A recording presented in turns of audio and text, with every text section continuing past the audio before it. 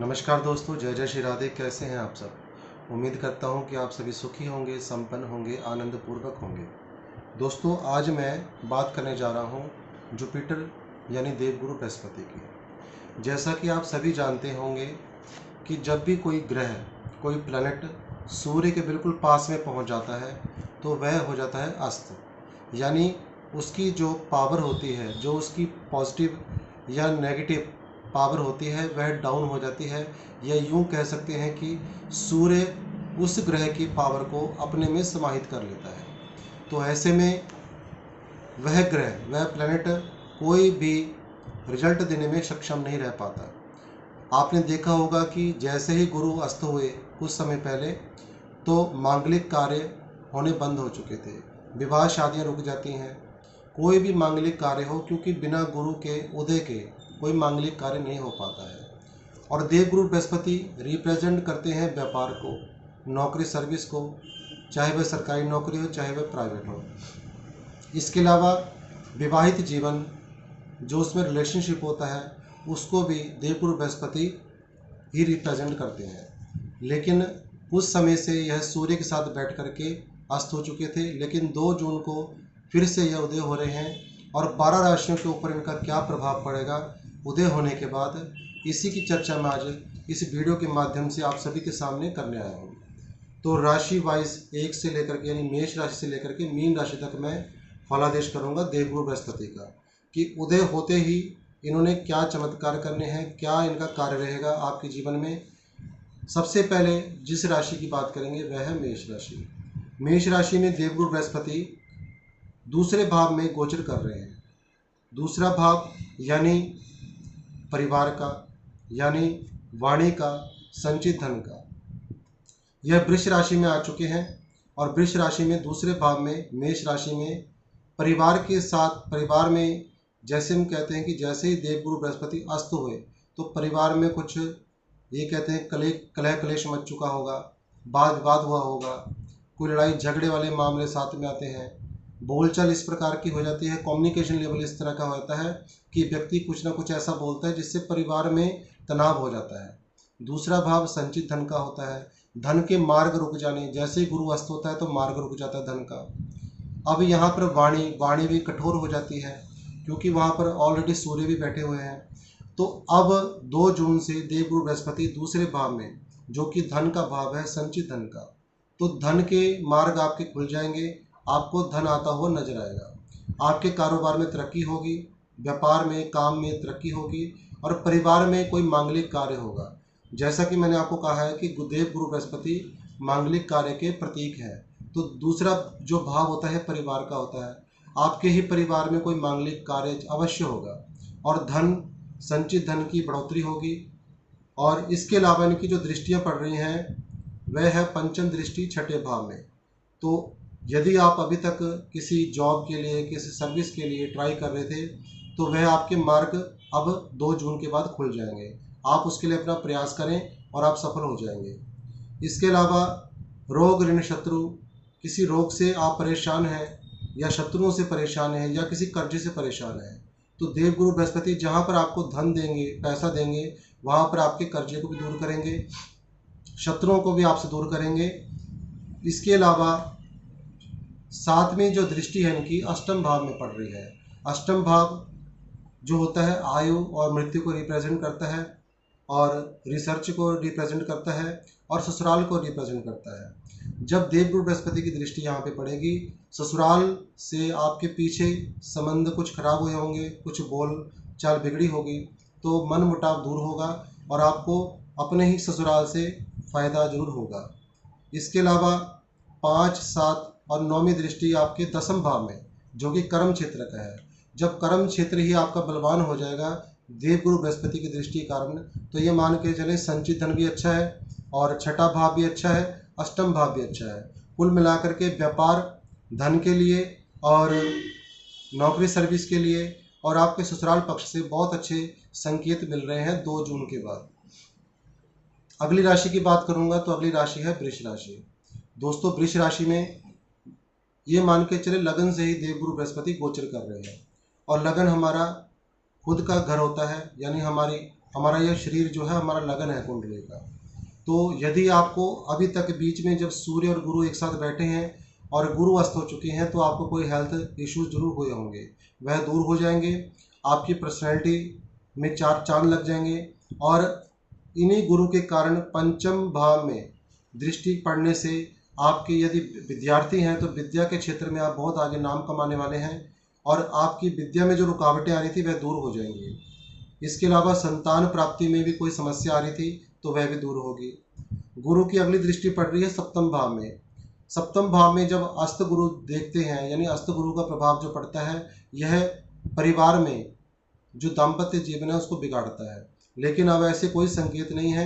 जब देवगुरु बृहस्पति स्वयं सप्तम भाव को देखेंगे लगन में बैठ करके, तो ये मान के चलें कि आपका दाम्पत्य जीवन अच्छा हो जाएगा। इसके बाद इनकी दृष्टि पड़ रही है नवम दृष्टि, और नवम भाव में ही पड़ रही है। नौवां जो भाव होता है ये भाग्य का होता है, पिता का होता है और धर्म का होता है। तो यहाँ पर पिता का सहयोग आपको प्राप्त होगा और आपके भाग्य को स्वयं देवगुरु बृहस्पति बनाना शुरू कर देंगे, क्योंकि जब ये अस्त होते हैं तो यह निर्बल हो जाते हैं और निर्बल ग्रह क्या, इंसान क्या, कोई काम नहीं कर पाता।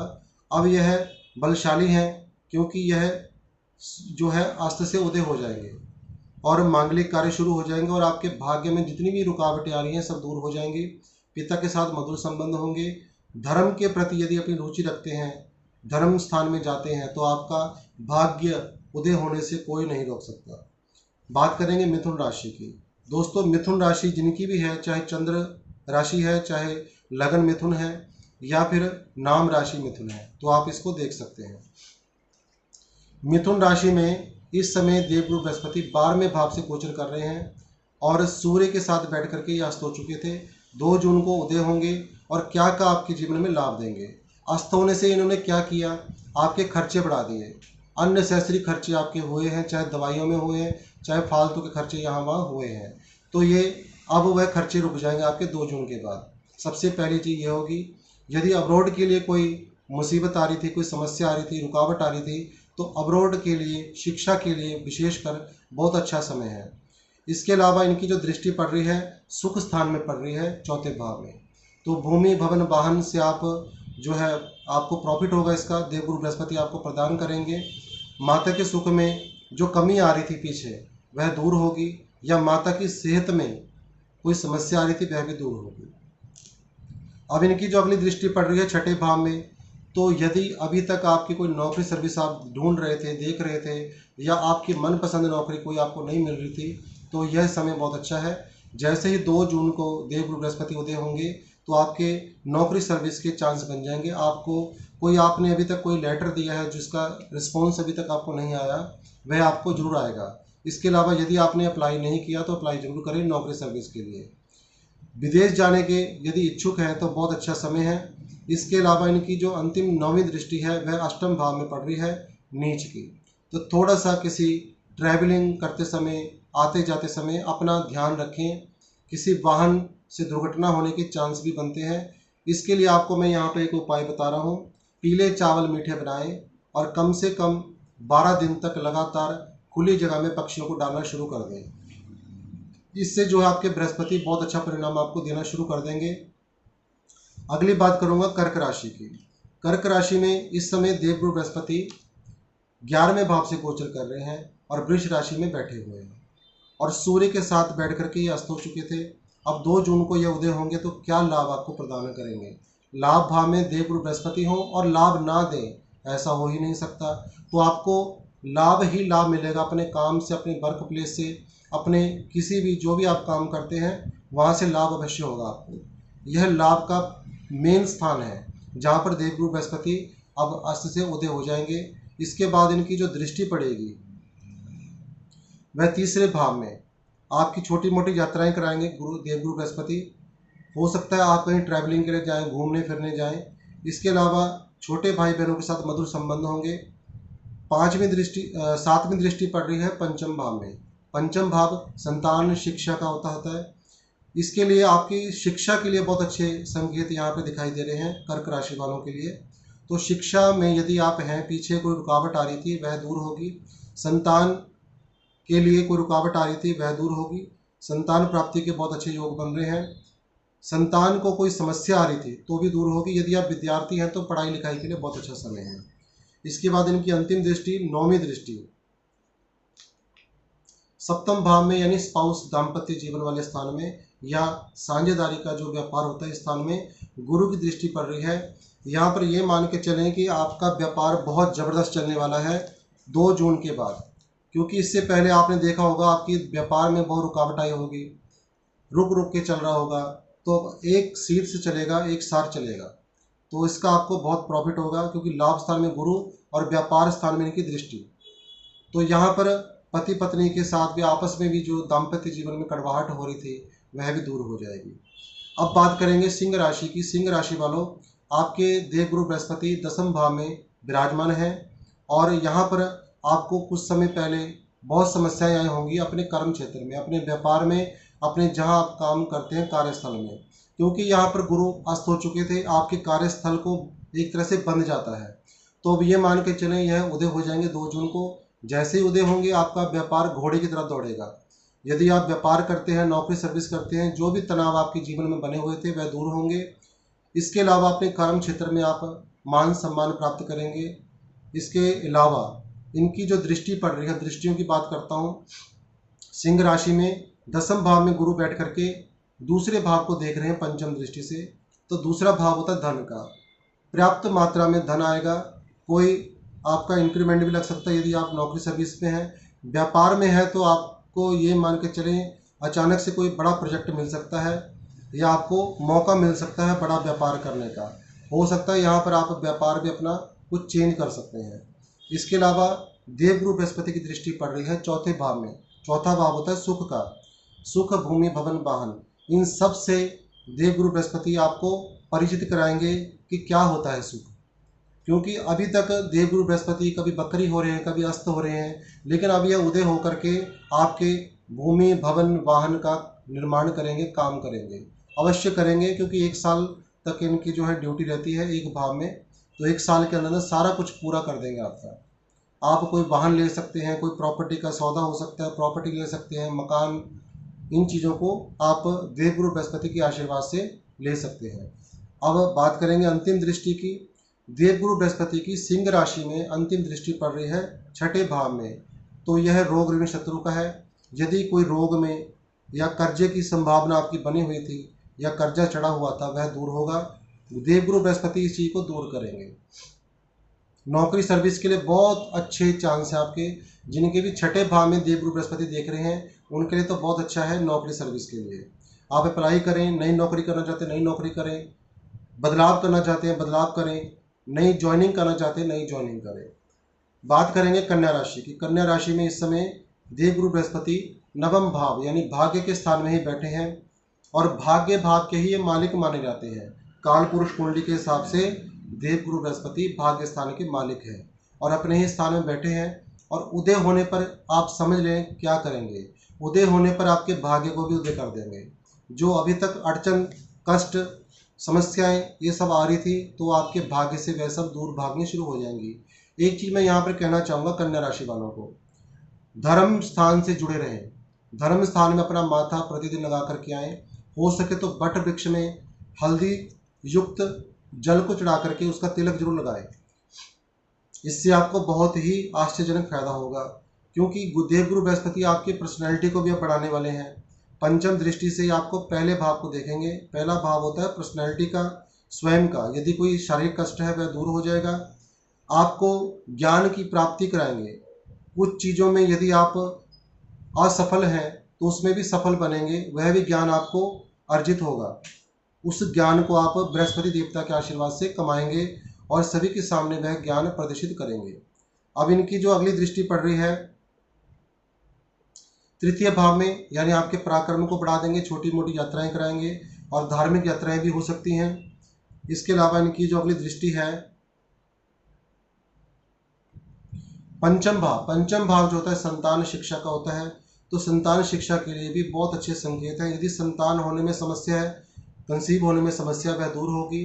संतान के जीवन में शिक्षा संबंधित कोई रुकावट आ रही है वह दूर होगी। आपके स्वयं के जीवन में बहुत खुशहाली आने वाली है। देवगुरु बृहस्पति उसको 2 जून के बाद लाने वाले हैं। बात करेंगे तुला राशि की। तुला राशि में इस समय देवगुरु बृहस्पति अष्टम भाव से गोचर कर रहे हैं। अभी पीछे तुला राशि में कुछ आपको संकेत दिखे होंगे, क्योंकि यहाँ पर गुरु अभी अस्त थे।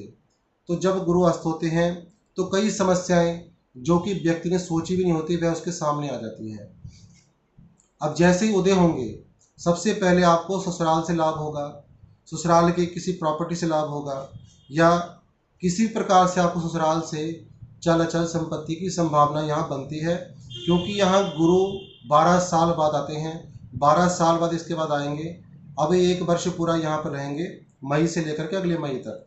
तो देवगुरु बृहस्पति अब आज़ाद हो चुके हैं, यानी अस्त से उदय हो चुके हैं।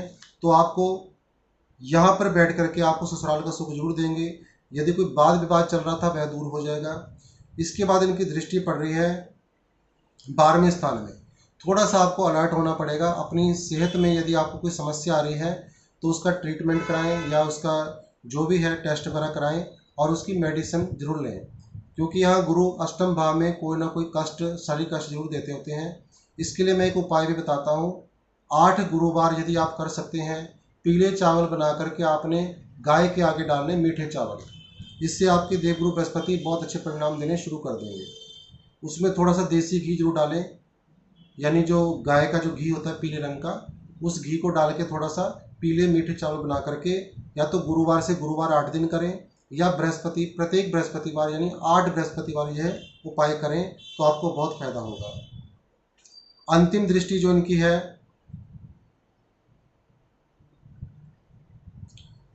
1 2 3 4 5 6 7 8 9, अंतिम दृष्टि पड़ रही है चौथे भाव में। तो दोस्तों जो चौथा भाव जो होता है ये सुख का होता है, भूमि भवन वाहन का होता है। तो आप समझ चुके होंगे कि आपको क्या प्राप्त करने होने वाला है, देवगुरु बृहस्पति आपको क्या देने वाले हैं। क्योंकि यह स्वयं लग्जरी के कारक शुक्र की राशि में बैठे हैं, तो आपको लग्जरी प्रदान करेंगे ही करेंगे।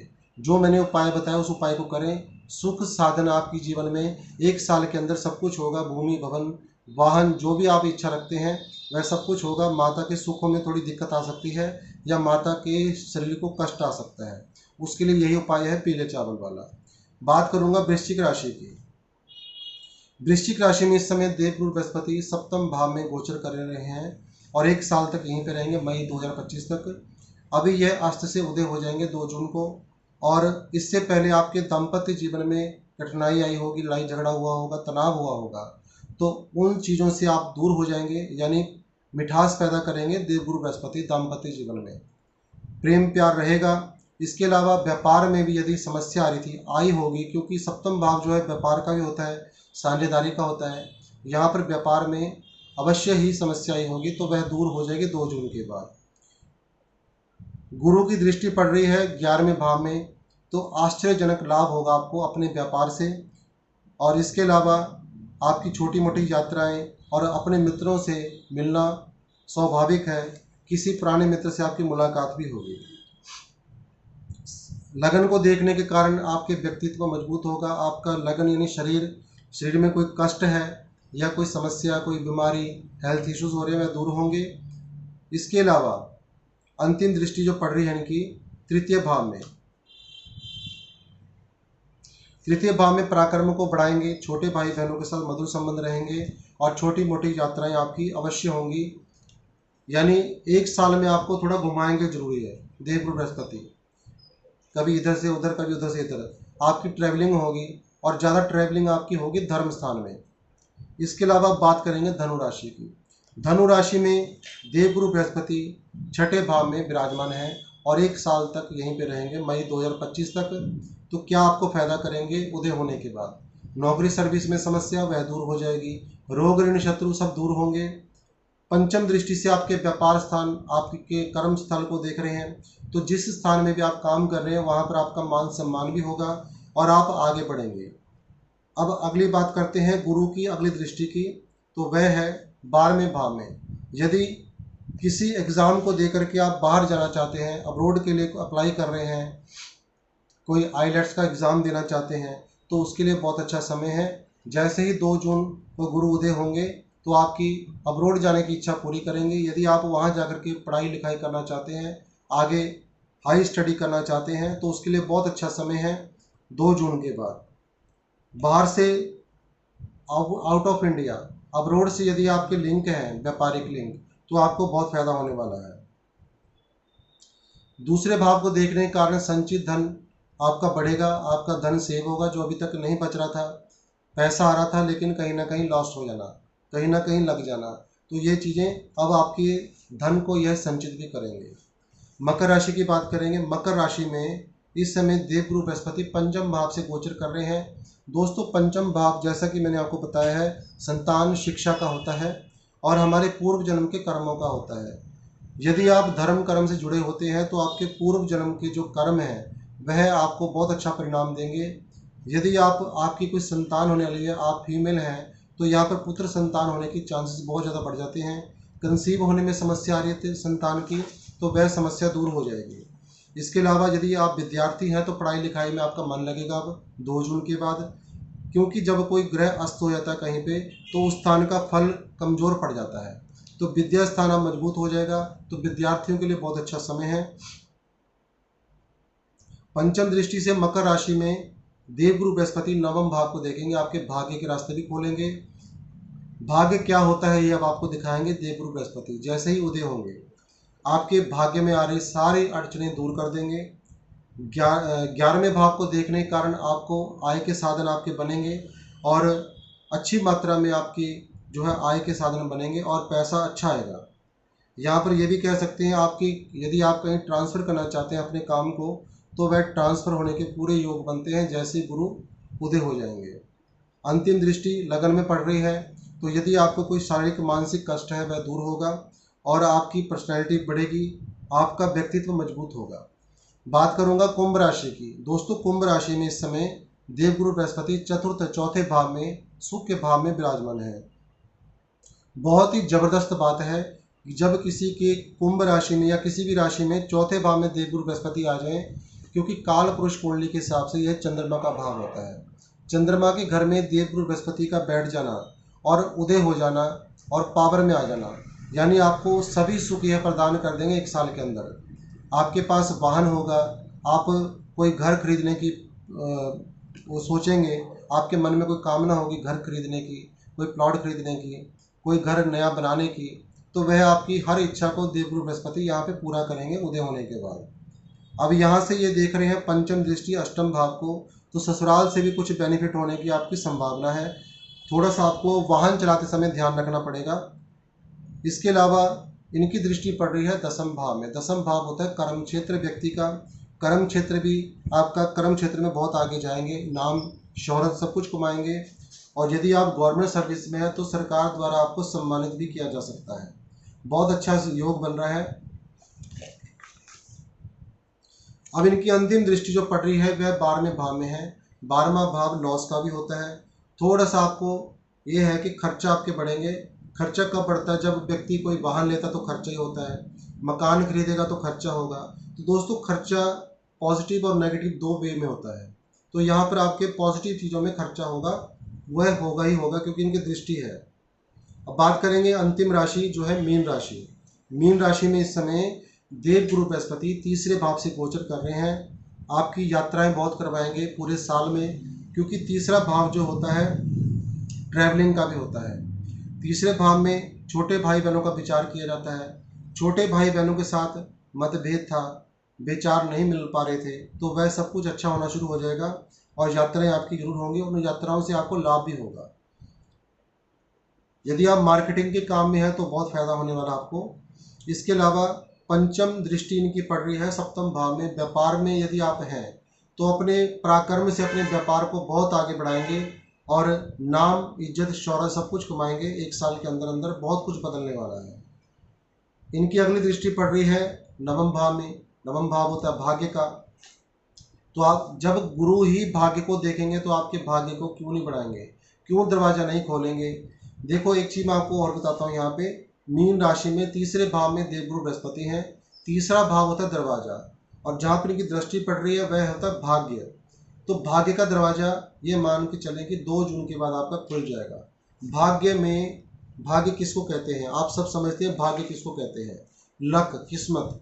यानी जो भी आपकी किस्मत में कोई पैसा आना है, कोई प्रॉपर्टी बनानी है, सुख के साधन जोड़ने हैं, लग्जरी लाइफ जो होती है, ये भाग्य होता है।